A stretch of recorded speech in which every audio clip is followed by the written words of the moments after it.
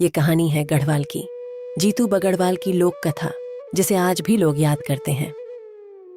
गढ़वाल के पहाड़ों में एक रहस्यमयी जगह है, खैत पर्वत। बगोड़ी गांव का एक युवक जीतू बगढ़वाल, सीधा सादा और सबका प्रिय। जीतू की सबसे बड़ी पहचान उसकी बांसुरी थी। कहते हैं उसकी बांसुरी की धुन बहुत मधुर थी। जीतू का जीवन शांत था, परिवार, गांव, सब कुछ सामान्य था। एक दिन जीतू अपनी बहन सोबनी से मिलने रैथल जाने लगा। जीतू, पहाड़ की चोटी पर बांसुरी मत बजाना। बुजुर्ग कहते हैं वहाँ आचार्यों का वास है, उनकी नजर पड़ जाए तो लौटना कठिन हो जाता है। रास्ते में खैत की वादियां देखकर वो बहुत प्रसन्न हुआ। हरियाली, शांति और अद्भुत सुंदरता। खैत पर्वत की सुंदरता देखकर जीतू मंत्रमुग्ध हो गया। शांत वातावरण में उसने बांसुरी बजाई। उसकी मधुर धुन सुनकर खैत की आचारियां प्रकट होने लगीं।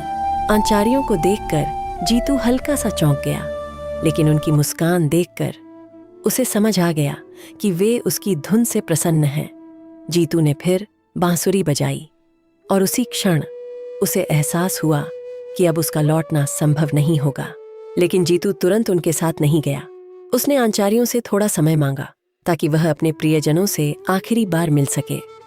सबसे पहले वह अपनी प्रिय भरना से मिलने गया। आषाढ़ की छठी तिथि, रोपाई का दिन आ गया। उस दिन जीतू अपने खेत में हल चला रहा था। तभी आचार्यां फिर प्रकट हुईं। आचार्यों को देखकर जीतू समझ गया कि अब समय आ चुका है।